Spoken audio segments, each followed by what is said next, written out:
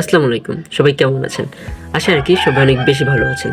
আমরা আমাদের আগের ক্লাসে প্রোনাউন কাকে বলে ও কত প্রকার কী কী এই বিষয়গুলো নিয়ে আলোচনা করেছিলাম। আজকে আমরা আলোচনা করব প্রোনাউনের প্রধান দুটি বিষয়, পার্সোনাল প্রোনাউন এবং ডিমনস্ট্রেটিভ প্রোনাউন নিয়ে। আচ্ছা, চলেন তাহলে শুরু করা যাক। পার্সোনাল প্রোনাউন কাকে বলে?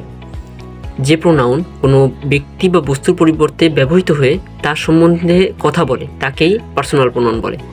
যেমন I am a boy, she is a girl, they are playing.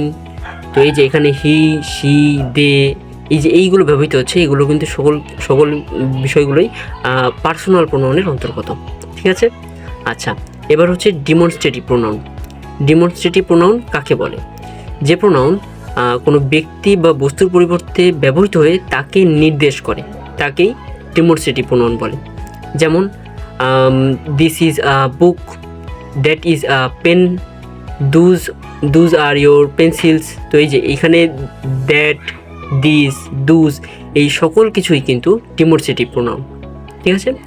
আচ্ছা, আজকে আমরা পার্সোনাল প্রোনাউন এবং ডিমনস্ট্রেটিভ প্রোনাউন সম্পর্কে জানলাম।